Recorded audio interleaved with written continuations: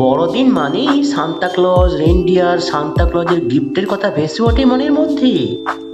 আর তার সঙ্গে বিভিন্ন স্বাদের বিভিন্ন ধরনের কেক। আর হ্যাঁ, পরিবারের সবার সঙ্গে কোথাও বেড়াতে যাওয়া, নতুন কিছু দেখাও থাকে। 1770 সালে প্রতিষ্ঠিত হওয়া দ্য ওল্ড মিশন চার্চ কলকাতার গ্রেড 1 ক্যাটাগরির একটি ঐতিহ্যের স্থান এবং ভ্রমণ পিপাসুদের জনপ্রিয় গন্তব্যস্থল। চার্চের মধ্যে একটি টেবিলের উপরে ক্রিসমাসের বিভিন্ন গিফট খুব সুন্দর করে সাজানো আছে দেখলাম। চার্চের একদিকের দেওয়ালে বাইবেলের চ্যাপ্টার 20 কিছু অংশ লেখা আছে দেখলাম। কিউরিয়াস অ্যান্ড ক্রিয়েটিভ মাইন্ড চ্যানেলের উৎসব ও ভ্রমণ সিরিজের আর একটি নতুন ভিডিওতে তোমাদের সবাইকে সুস্বাগতম জানাই। আজ curious and creative mind channel ভ্রমণ করবে 254 বছরের কলকাতার গ্রেড 1 ক্যাটাগরির ঐতিহ্যবাহী গির্জাতে। তাই সকাল সকাল আমরা চলে এলাম কালীঘাট মেট্রো স্টেশনে। আর হ্যাঁ, ওল্ড মিশন চার্চ হলো কলকাতার দ্বিতীয় পুরনো গির্জা। তোমরা যদি ভ্রমণ সঙ্গী হতে চাও তবে চলো যাই, একসঙ্গে দেখি আমরা। বলতে বলতে আমাদের মেট্রো ট্রেন চলে এলো। মিনিট 10 মধ্যে আমরা পৌঁছে গেলাম চাঁদনি চক মেট্রো স্টেশনে। ভাড়া নিল 15 টাকা। চাঁদনি চক স্টেশনে নেমে আমরা গেট নম্বর 5-6 দিয়ে RN মুখার্জি রোডের দিকে চললাম। এর আগে আমরা তোমাদেরকে অনেক গির্জা ভ্রমণ দেখিয়েছি, তবে সেগুলো ক্যাথলিক গির্জা ছিল। আর আজ আমরা তোমাদেরকে যে গির্জায় নিয়ে যাব সেটা হচ্ছে প্রোটেস্ট্যান্ট গির্জা। RN মুখার্জি রোড ধরে কিছুক্ষণ হাঁটলেই তোমরা দেখতে পাবে লাল রঙের মহাকরণ বিল্ডিং। তারপরে তোমাদেরকে ডান দিকে রাস্তাটা নিতে হবে। ডান দিকের এই রাস্তাটিও RN মুখার্জি রোড। অনেকে আবার এই রাস্তাটিকে মিশন রোড বলেন, কারণ এই রাস্তার ওপরেই দ্য ওল্ড মিশন চার্চ অবস্থিত। যেতে যেতে রাস্তার ডান দিকে তোমরা দেখতে পাবে বিড়লা বিল্ডিং।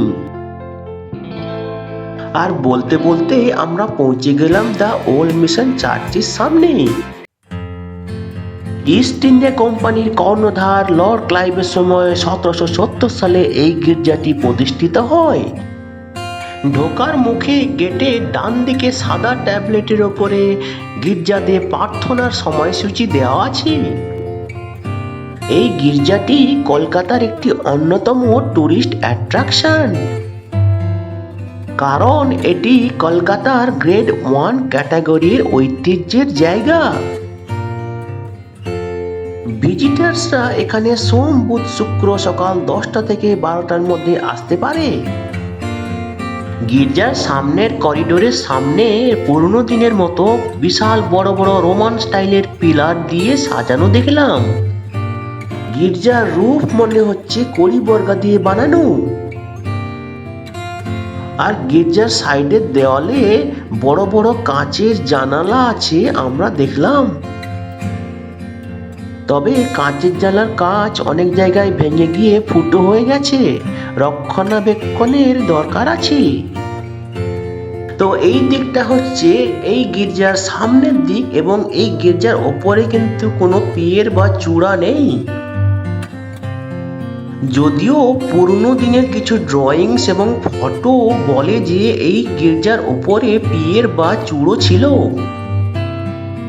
গির্জার সামনের বাগানে বিভিন্ন ধরনের গাছপালা আছে দেখলাম আমরা।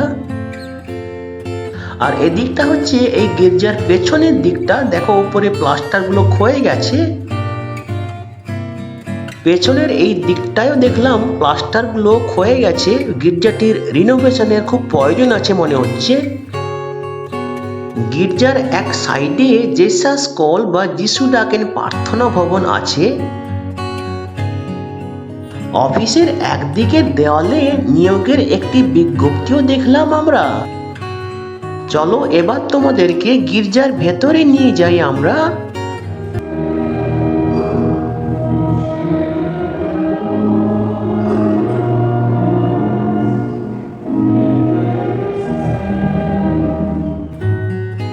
আর ভেতরে এসে আমরা রবিবারের এক প্রার্থনার অভিজ্ঞতাও পেলাম। উঁচু সিলিং থেকে ফ্যানগুলো লম্বা রড দিয়ে ঝোলানো আছে ভেতরে।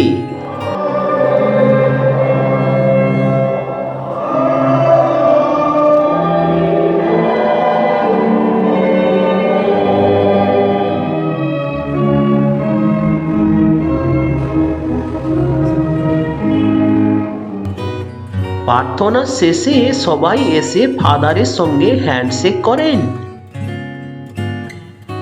পেইন্টেড গ্লাস দিয়ে গির্জার অল্টারে যিশুর জীবন কাহিনী তুলে ধরা হয়েছে। এই গির্জার আইলটা রেড কার্পেট দিয়ে মোড়া এবং তোমরা দেখো বড়দিন উপলক্ষে কিভাবে সাজানো হয়েছিল আইলের দুপাশে। গির্জার অল্টারের সামনেটাও দেখো বড়দিন উপলক্ষে খুব ভালো করে সাজানো হয়েছে। আর গির্জার একদিকে আমরা দেখলাম গান বাজনার জন্য বাদ্যযন্ত্র ড্রামস রাখা আছে। একটি টেবিলের ওপরে বড়দিন সাজানোর বিভিন্ন ডেকোরেশন আইটেম এবং গিফটও রাখা আছে দেখলাম আমরা।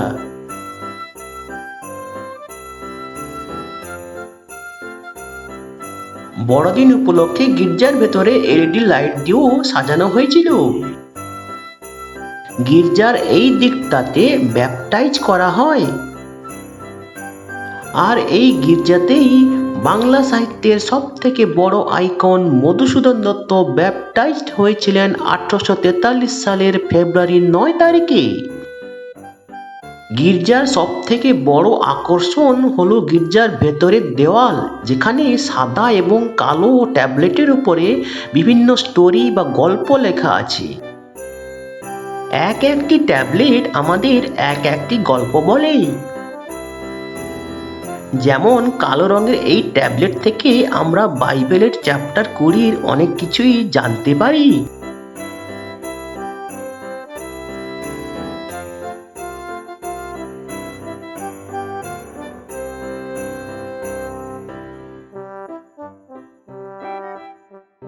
গির্জার রেকর্ড থেকে জানা যায় লেডি ব্রাবোন এই চার্চের মর্নিং সার্ভিসে একবার এসেছিলেন। 1936 সালে তদানীন্তন ভারতের ভাইসরয় লর্ড লিনলিথগো তার স্ত্রীর সঙ্গে এই গির্জার সার্ভিসে এসেছিলেন। আর একটি কালো রঙের ট্যাবলেটে এই গির্জার প্রথম চ্যাপলেন রেভারেন্ড থমাস থমাসন তার স্মৃতির উদ্দেশ্যে উৎসর্গ করা আছে। আর একটি কালো রঙের ট্যাবলেট রেভারেন্ড হেনরি মার্টিনের উদ্দেশ্যে উৎসর্গ করা আছে, যিনি বেঙ্গল এস্টাবলিশমেন্টের চ্যাপলেন ছিলেন।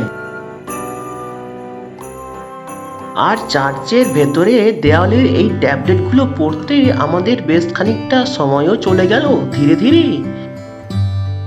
এই গির্জাটির আদি নাম ছিল মিশন চার্চ বা ওল্ড চার্চ। পরে সাদা ট্যাবলেট বসানোর সময় সেখানে ভুল করে দ্য ওল্ড মিশন চার্চ উল্লেখ করা হয়।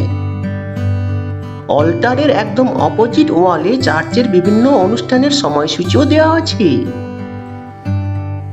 1758 সালে লর্ড ক্লাইভ জাচারিয়া কিয়েরম্যান্ডার নামে এক সুইডিশ মিশনারিকে দক্ষিণ ভারত থেকে ডাকেন কলকাতাতে এই চার্চ তৈরি করার জন্য। তদানীন্তন কালে এই গির্জাটি তৈরি করতে খরচ পড়েছিল প্রায় 60,000 টাকা। আর হ্যাঁ, এই গির্জার পরিবেশ খুবই সুন্দর এবং এখানকার আতিথেয়তা এক কথায় খুবই অসাধারণ। প্রার্থনার পরে গির্জার বাইরে আমরা সবাই মিলে চা এবং স্ন্যাক্সে যোগ দিলাম।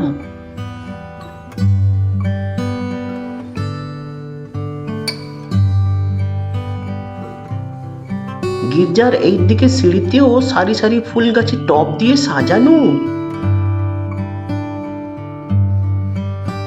আর গির্জার একটু সাইডেই রয়েছে মেলান্ড গোল্ডস্মিথ স্কুল, যেটা জুনিয়রদের জন্য।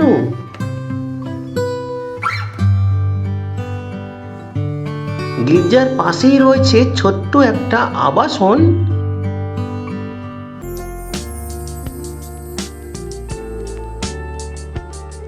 ফেরার পথে ভাবলাম এরকম আরো কত ঐতিহ্যের স্থান আছে যাদের ইতিহাস আমাদের এখনো জানা হয়ে ওঠেনি। যদিও বড়দিনের লাইটগুলো বাইরে তখনও জ্বলে ওঠেনি, তবে আমাদের ফিরতেই হলো। তো বন্ধুরা, ভিডিওটি যদি ভালো লাগে তবে লাইক, কমেন্ট এবং অবশ্যই তোমাদের জানাশোনাদের সঙ্গে শেয়ার করবে।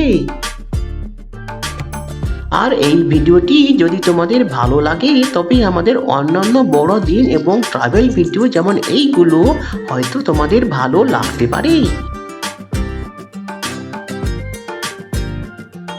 আর নতুন ভিউয়ার্সরা অবশ্যই আমাদের চ্যানেলটিকে সাবস্ক্রাইব করে বেল বাটনটি প্রেস করবে, যাতে করে তোমরা এই ধরনের নতুন নতুন বড়দিন এবং ট্রাভেল ভিডিও আপলোড নোটিফিকেশন সহজে পেয়ে যেতে পারো।